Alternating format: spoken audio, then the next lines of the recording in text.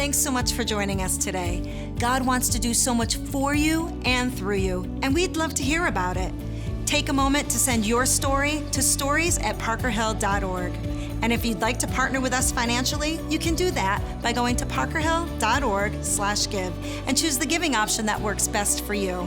Well, thanks for joining us. We hope you enjoy today's message. Welcome, everybody. Great to have you guys here for week number 2 in this series called For NEPA. And we are one church in 3 locations, so let me give a big shout out to those of you joining us by video at our Clark Summit campus and at our Wilkes-Barre campus. Great to be together again with all of you this weekend.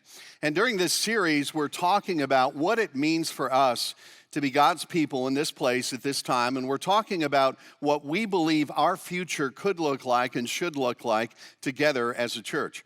And my hope is that over the next few weeks, this simple phrase, for NEPA, my hope is that that phrase will be tattooed onto our brains, that this will become a rallying cry for us as a church for years to come, because here's what this phrase means. It means that we want to be a church that's known by what we're for, rather than being known by what we're against. We want to be the kind of church that sends a very clear message to the people of northeastern Pennsylvania that we are for them because God is for them. And so that's what we're talking about during this series. So a couple of years ago, I had to get a new cell phone, and I ended up getting an iPhone. I'd never owned an iPhone before, so I wasn't sure how to set up all the features, so I found somebody to help me. And as we were setting that up, I discovered that one of the features on an iPhone is you have the ability to get what's called an Amber Alert.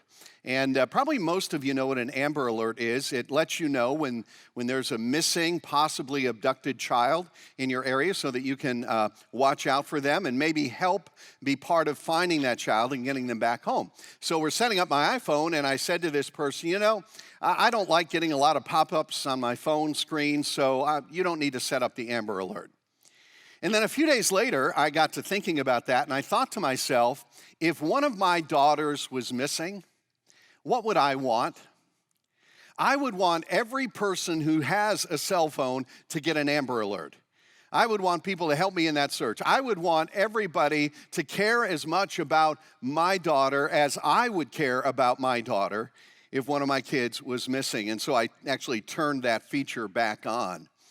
And it occurred to me recently that maybe that's how God feels about every person in this world who is still far from Him. And I think that's the idea behind this series. I think God just wants us to care as much about the people of northeastern Pennsylvania as He does.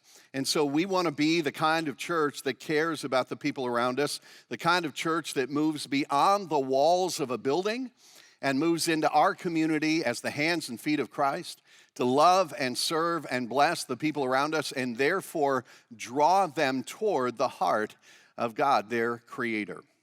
So today, as we continue this series, as we think about what it means to be a church that is for NEPA, I want to draw your attention to a story in the Bible. It's the story of a man named Zacchaeus. And his story is told in Luke chapter 19. And I love the story of Zacchaeus. It's one of my favorite stories in the Bible because it's such a clear picture of who we are called to be and what we are called to do as followers of Christ as a church. And so let me just jump into the story. It begins here in verse 1, and it says this: Jesus entered Jericho and was passing through, Jericho being one of the larger, more powerful cities in Israel at that time. It says, a man was there by the name of Zacchaeus. He was a chief tax collector and was wealthy. So this man's name is Zacchaeus. It's a Jewish name, obviously, and his name literally meant clean or pure. And I'm sure that when his parents gave him that name, that was their hope for his life. That was their dream for his life. But that's not what happened. You see, he grew up, and at some point, he took a wrong turn because he became, as it says here, a tax collector. Now, I don't think tax collectors have been popular at any point in history, but they were especially unpopular at this time in history and in this place. In fact, tax collectors were the most despised people in Israel. And there's a reason for that. And the reason is this: at this point in history, the nation of Israel was under the control of the Roman Empire. And the Roman government had imposed very high, very oppressive taxes on the people of Israel. But they discovered that they could be much more effective in collecting those taxes if they used Jewish tax collectors instead of Roman tax collectors. Because Jewish people knew the culture, they knew the language, they knew where the money was, and so they would hire Jewish men to collect these Roman taxes. And then they would say this, they would say, you know what, we expect this much revenue from your tax district. Anything you collect beyond that, you can keep. And so every tax collector would add their exorbitant fee on top of the already oppressive Roman taxes. And then the Romans would give every tax collector a squad of soldiers to be enforcers, so that if you didn't want to pay your taxes, the tax collector could have you beaten, sometimes even tortured. So you can understand why the tax collectors were not very popular people. They were seen as the scum of the earth because they had turned their backs on God, turned their backs on God's people, and were cooperating with this pagan foreign empire against God's own people. In fact, the Jewish Mishnah said that a tax collector should not even be considered a human being, and therefore you could lie to the tax collector because there was no sin against lying to animals. That's how they felt about tax collectors. And notice that Zacchaeus was not just any tax collector. It says he was a chief tax collector. He had climbed his way up the ladder, and he was in charge of the whole taxing operation in a part of the city of Jericho. And as a result of that, last word, he was wealthy. He had gotten wealthy off the backs of his own people. This was a man who was rich and powerful, and he was corrupt, far from God, hated by his own people. And then it tells us, just one verse later, that he was also vertically challenged. He was a man who was short, it tells us in verse 4. And so when I imagine Zacchaeus, the image that comes to my mind is an image like this. I think that was probably Zacchaeus right there. And so Jesus comes to his town, he comes to Jericho, and it says here in verse 3 that Zacchaeus wanted to see who Jesus was, but because he was short, he could not see over the crowd. So I want you to understand here that Zacchaeus is a man who's searching for something. In spite of all of his wealth and his power and his trappings of success, there was still an emptiness in his heart that could not be filled by all the stuff of this world. And so when he hears that Jesus is coming to town, it's this emptiness in his heart that drives him to try to get a glimpse of this man. But because, as it says here, he was short, he could not see over the crowd. And if you're the chief tax collector, that crowd isn't going to let you through to the front. In fact, you don't even want to be in a crowd. There's no telling what might happen to you. And so it says here in verse 4, so he ran ahead and climbed a sycamore fig tree to see him, since Jesus was coming that way. It says he ran. There is a sense of urgency in his heart. He ran. And then it says this, he climbed a tree to see him. Now, you need to understand something. In that day and in that culture, climbing a tree wasn't something that any dignified adult would ever do. A wealthy, powerful man in long flowing robes did not climb trees. Children did that. Adults did not. That gives you a sense of the urgency in the heart of Zacchaeus. There was this spiritual hunger that had become so strong that it overcame his pride, and he was willing to do whatever he had to do just to get a glimpse of this man named Jesus. And you know what? Some of you have a story like that. There was an emptiness in your heart that just would not go away, and so you found yourself doing something you never thought you would do. You walked in the doors of a church, or you opened up a Bible, or you went on a Christian website looking for answers because something was drawing you, pushing you to find the truth. And that was Zacchaeus. He was searching. And so he climbs up in this tree, just trying to be anonymous, trying to keep his distance. And then here's what happens next in verse 5. When Jesus reached the spot, he looked up and said to him, knew his name, Zacchaeus, come down immediately. I must stay at your house today. Now, they were not friends, and as far as we can tell from Scripture, Jesus had never been in the city of Jericho before this time. He says, Zacchaeus, I must stay at your house today. So he came down at once and welcomed him gladly. Now, at this point in the story, here's what happens. Jesus and Zacchaeus begin to walk away from the crowd, heading for the home of Zacchaeus. Now, you got to understand, this was really radical. because to go to someone's home was a sign of acceptance. It was a sign of friendship. If you ate a meal there, it was a sign of close, intimate friendship. And so Jesus is going to this man's house. The crowd sees what's going on, and they can't believe what they're seeing. Look at verse 7. It says, all the people saw this, and they began to mutter, he is gone to be the guest of a sinner. I mean, they could not believe that Jesus would actually spend time in the home of this man who was so corrupt, so greedy, this man who was a traitor to his own people. And yet Jesus turns his back on the complaining crowd and goes to lunch with public enemy number one. I want to stop at this point in the story and ask you to think about a couple of things. For some of you here today, you may see yourselves in this story. In fact, you may see yourself as Zacchaeus in this story, because you know what it feels like to be overlooked. You know what it feels like to be rejected. Maybe you've blown it in your life and you feel like you're too far gone for anybody to ever care about you again, especially God. And if you feel that way, I want you to remember this story. I want you to remember the day when Jesus walks into Jericho and he looks past everybody else in the crowd and he gives his attention and he goes to the home of the one person in that crowd that everybody else wanted nothing to do with. And let that be a reminder to you that it's never too late. It doesn't matter how far you've wandered. It doesn't matter how deep you've fallen. It's never too late to seek the Savior who is already seeking you. But there's something else here that I want all of us to think about together, a question that we need to wrestle with. And the question is this: are we as a church going to be more like Jesus in this story, or are we going to be more like the complaining crowd? Are we going to move toward the hurting, seeking, confused people around us every day? Or are we just going to mutter about them? What kind of church are we going to be? You know, the people in Jericho, when they looked at Zacchaeus, all they saw was a tax collector.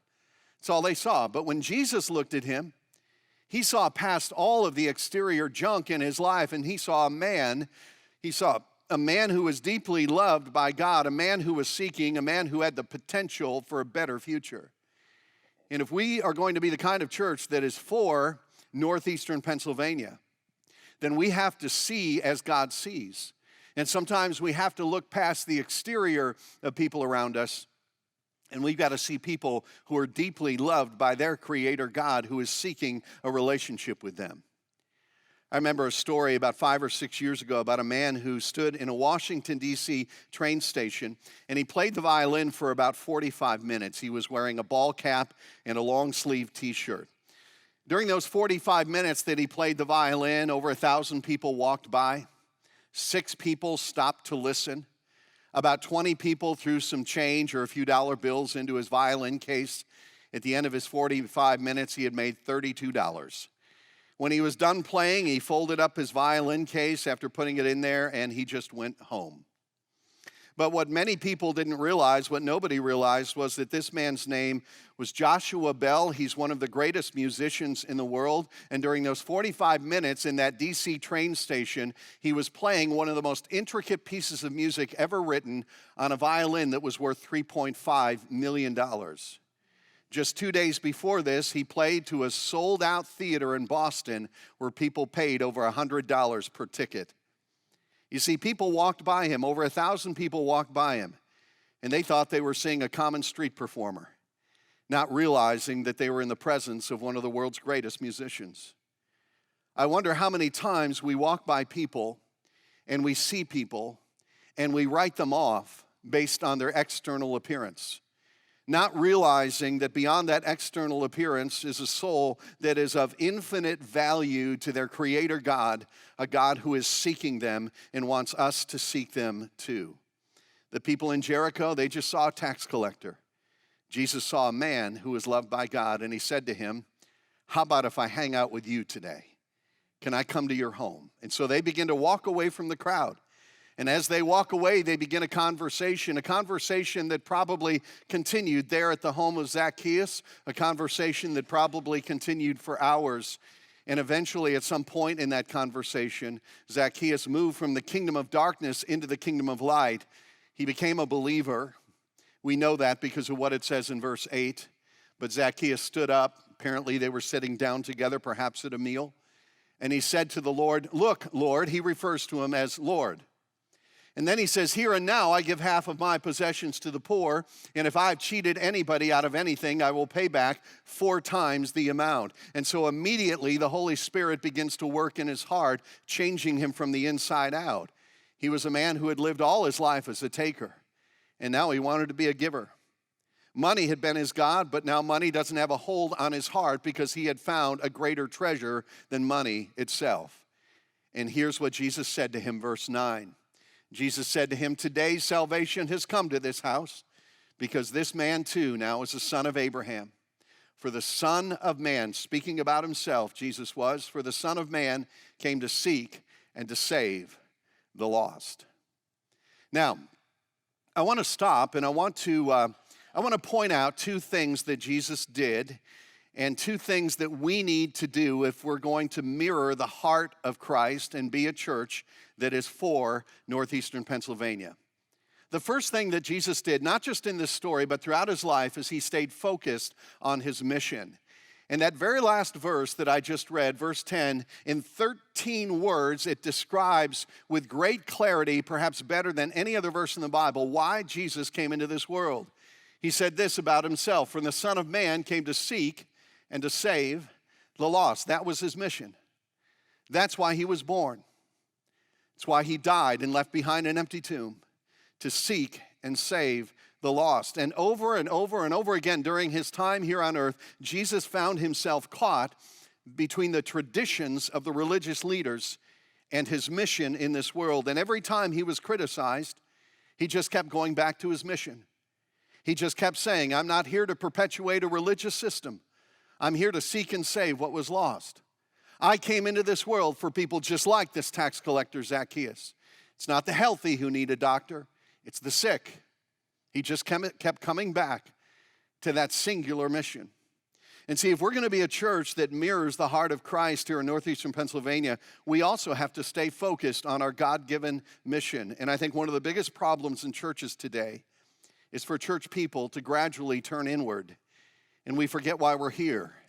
And we forget what we've been called to do.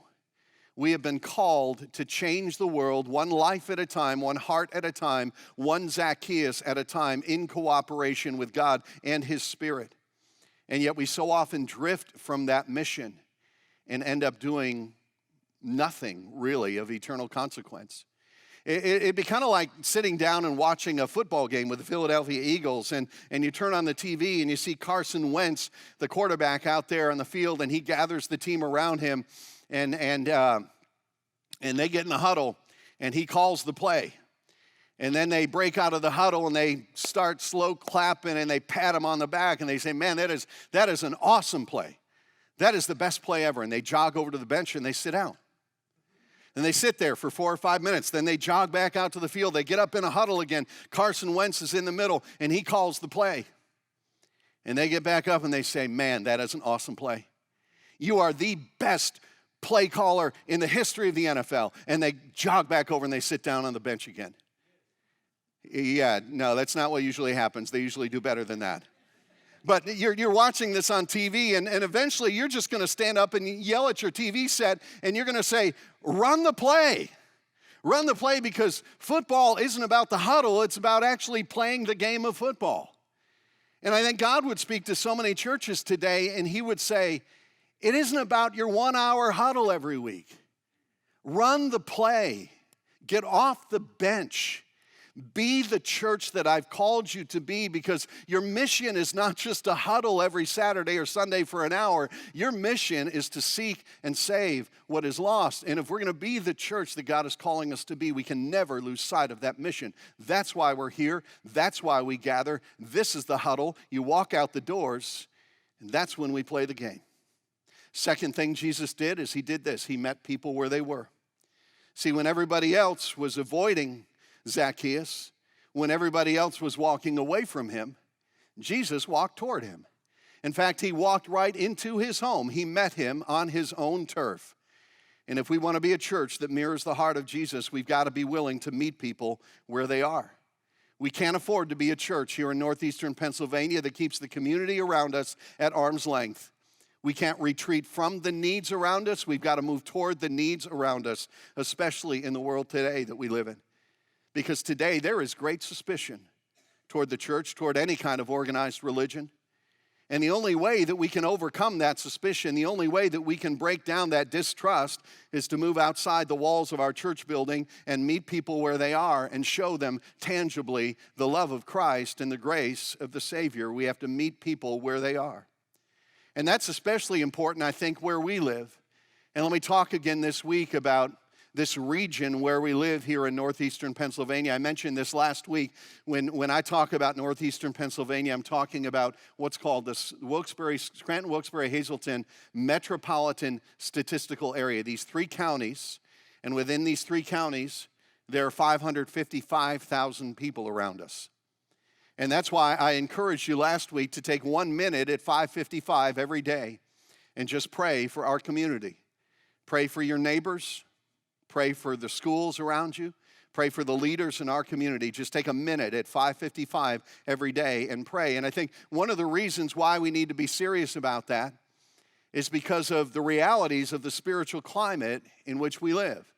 And I want to talk a little bit about the spiritual climate here in northeastern Pennsylvania. And I want to talk, first of all, about our tribe. We would often be labeled evangelical Christians or evangelical Protestants. I really don't like that label at all because it means so many different things to so many different people, and it often gets connected to a political party, and I think that's very unhealthy. But historically, evangelical Christians have believed 4 things. We believe that Jesus Christ was God's Son in the way of salvation. We believe that salvation is based on grace, not works.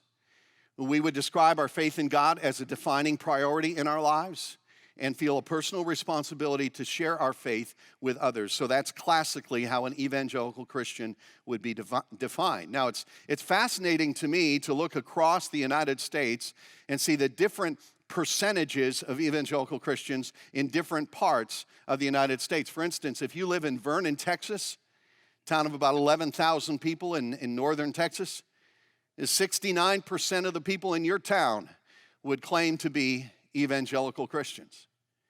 Let me give you a few more examples. Knoxville, Tennessee, 43%. Nashville, Tennessee, 33%. Cincinnati, Ohio, 16%.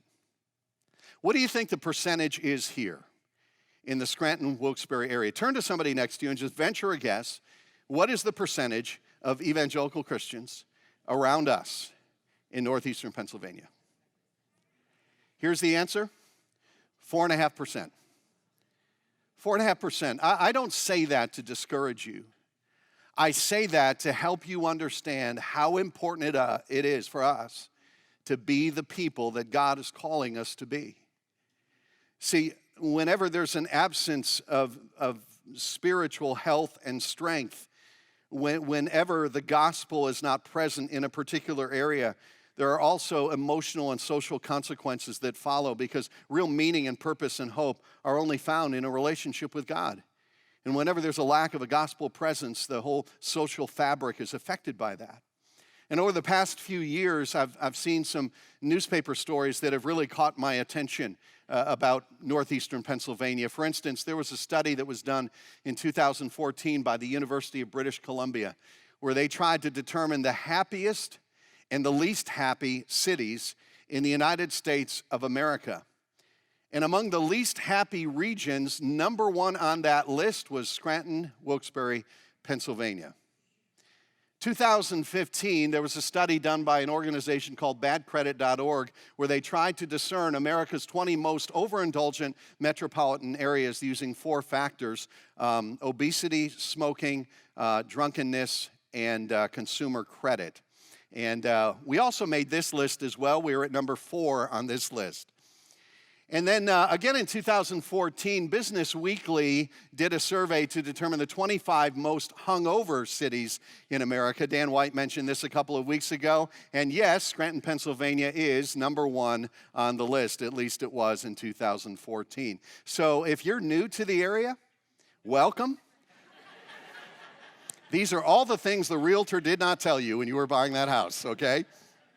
Listen, I'm not trying to make fun of where we live, and I'm not trying to discourage you with those statistics. I'm simply saying that we have been given a very important job to do. And the solution to the deepest social ills in our culture today is the hope that is found in a relationship with God through Jesus Christ. And we have been entrusted with that message. But the challenge is that we live in a world that's become increasingly skeptical of the church, as I've said. So more than ever before, we have to earn the right to be heard. We have to earn the right to be heard by loving and blessing and serving the people around us. Like the old saying goes, people don't care how much you know until they know how much you care about them. And so 3 years ago, we made a strategic decision to shift a larger portion of our budget and our time toward practical projects that meet needs here in northeastern Pennsylvania. Because we believe that when we serve others, when we bless others, when we encourage others around us, we can break down those walls and we can earn the right to be heard. Now, I'll talk about something I mentioned last week. You guys remember this when we did this thing called Diaper Duty about 18 months ago on Mother's Day, gave away over 400,000 diapers to people in need. And then the next day, this was posted on Facebook. I got to show you this. After a horrible morning of running late for my doctor's appointment, as I'm getting out of the elevator, a lady pushing a cart of diapers asked me what size diapers my baby uses. Carson is in size 3, so she handed me a box of Pampers Cruisers. While waiting to be called in to see the doctor, I see a sticker on top saying Diaper Duty, a gift from your friends at Parker Hill Church. Thank you for the gift to brighten my crappy start to this day. And I thought that is really cool, not only because somebody immediately was blessed by that, but it's also kind of cool that they use the word crappy to thank us for the diapers. I just thought that was very funny. So why do we do things like this? We do things like this because we want to be a church that's known by what we're for, not a church that's known by what we're against. So let me talk about 2 ways to apply this. I think there's a way we can apply this personally, and then I'll talk about a way I'd like us to apply this collectively. First of all, let me ask you this question. The question I want you to wrestle with is this: what can I do personally? Because if we're going to be this kind of church, if we're going to be a church that's for NEPA, Northeast Pennsylvania, then it's got to be more than just stuff that is organized by the church. It's got to be woven into our lives individually and personally. So here's my homework assignment for you. Start finding ways to love and bless and encourage the people within your sphere of influence, in your school, on your street, in your place of work. Just find ways to be for NEPA in the way that you reflect the love of Christ in very, very practical ways. And then let me give you a simple way that we can all share ideas together and encourage each other as we do this, and that's by using this hashtag, hashtag for NEPA.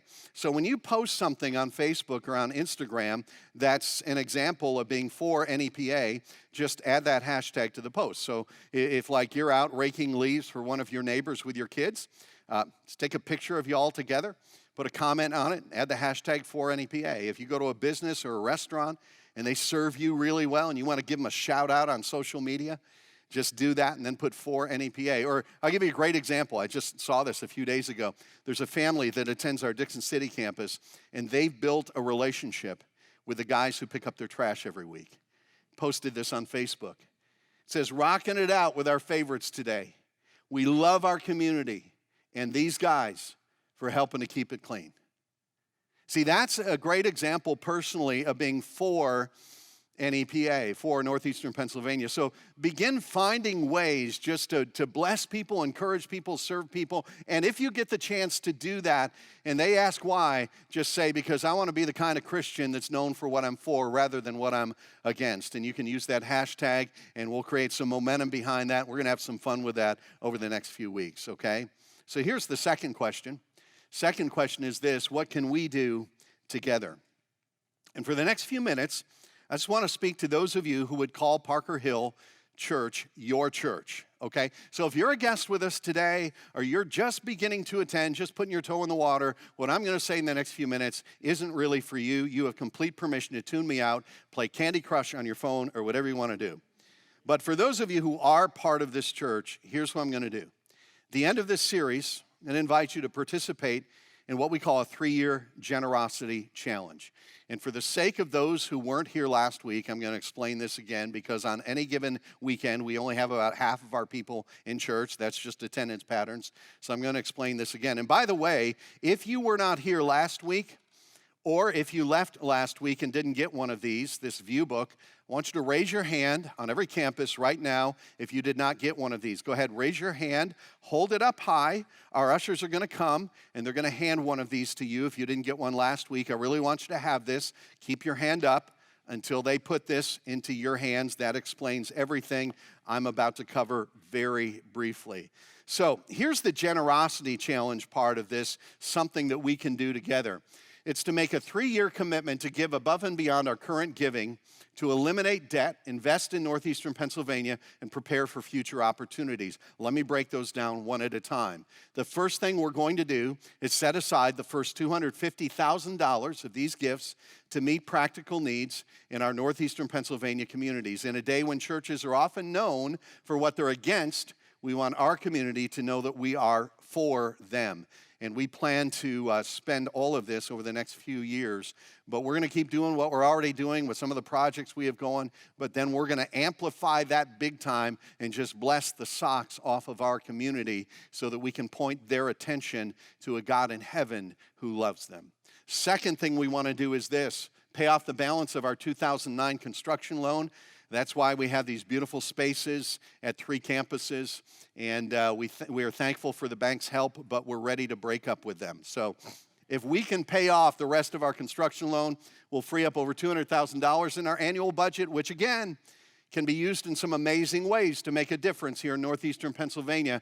And over the life of that mortgage, if we were to typically pay it off for the full amortization, we're going to save about $1.5 million in interest by the end of 2021 if we can pay it off by then. So we want to turn interest money into ministry money. Okay, third thing is this: prepare for the future. Any additional funds given will be set aside for future needs. Our generosity now will give us the future freedom to move forward as God opens new doors and new opportunities. Okay, so here's the great news about this. Here's the really cool part about this. The first $1 million of this has already been committed. We have a very generous donor who loves northeastern Pennsylvania, believes northeastern Pennsylvania needs a church like this. They have committed to match the first $1 million that is given, immediately making it $2 million.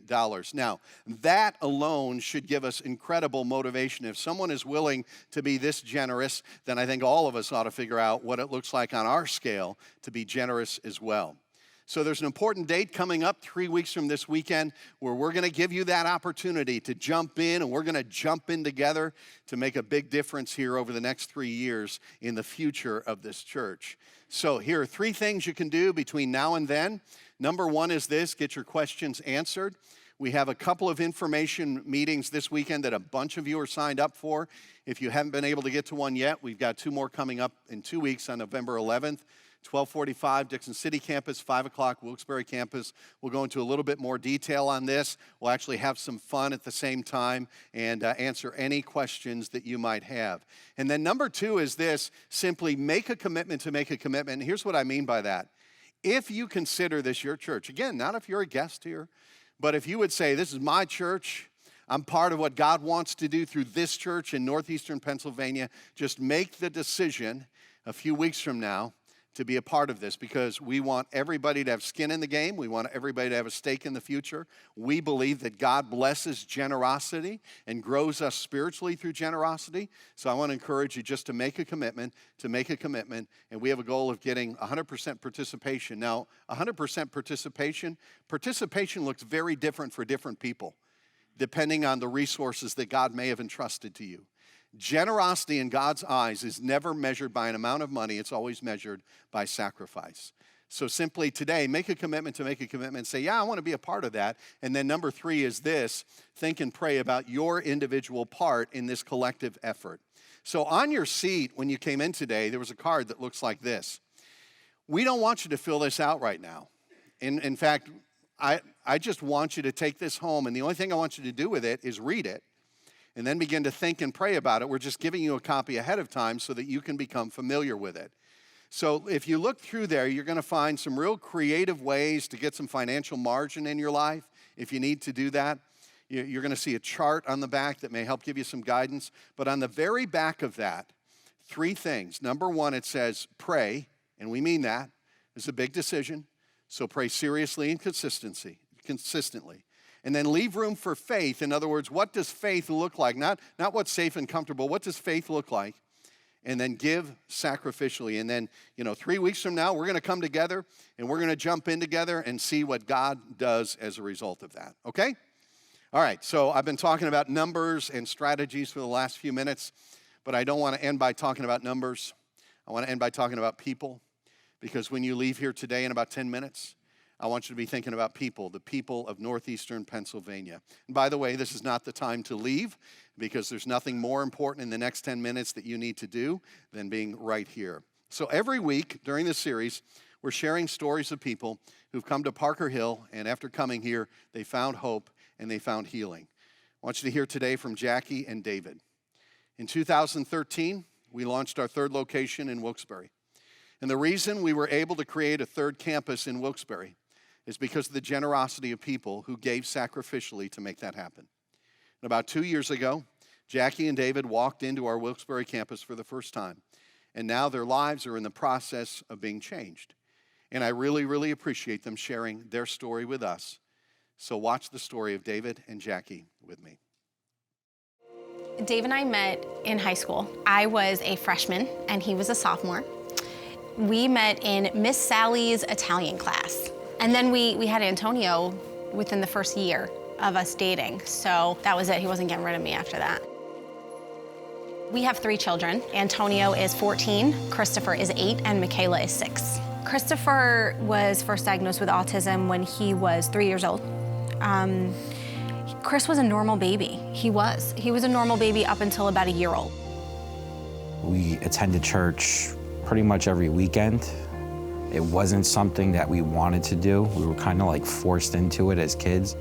I would say I never really had a relationship with God, and didn't even know if I believed in God. I was involved with the wrong people. Got into selling drugs at a very young age. Did it for many years, got away with it for many years, and it caught up to me eventually.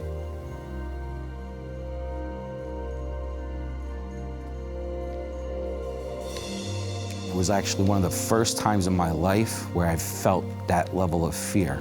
In the streets, you don't know who's who. But I knew I was amongst a bunch of wolves at the time, and I actually felt like a sheep for the first time in my life. And it was an eye-opening experience that actually saved my life.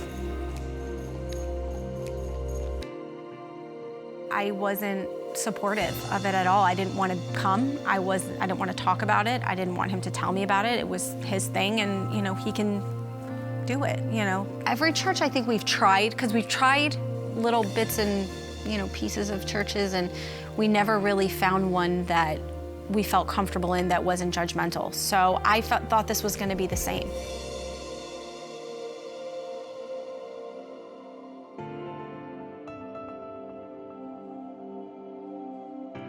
I think I had given up, and then I had actually not come for a couple of weeks. Yeah. And then she noticed a change in me, and then she's like, let's go, we're going to church. And of course, the day I come is like the beginning of a new series, and it's the series that has everything to do with everything that I've lived my entire life. And the thing that really hit me about that series wasn't so much the message, it was the video.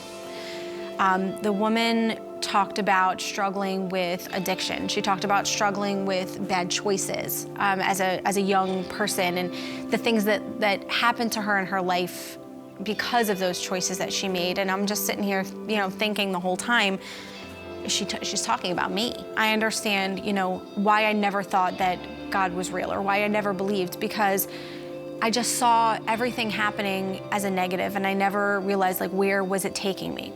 That's how it started for me, and I was just like, okay, I want to see more of what can this do for me.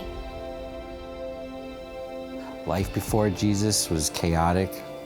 Life with Jesus has definitely become more peaceful, a lot more joy. By far, it's not perfect, but I know that it's the best that it's ever been. Yeah. Our family says it. They're proud of us. My mother said it. She could see it in the kids. It makes her cry the way that my daughter talks about God to her. And she goes, you know, we have to thank God for the family that we have. If it wasn't for God, we wouldn't have this. God made everything that's beautiful. Since coming to Parker Hill, we definitely feel more accepted as a family. Our kids feel accepted, which is huge. I think coming in here every week, we don't feel isolated and we don't feel like we're individuals. We feel like we're part of a family. It's warm and welcoming.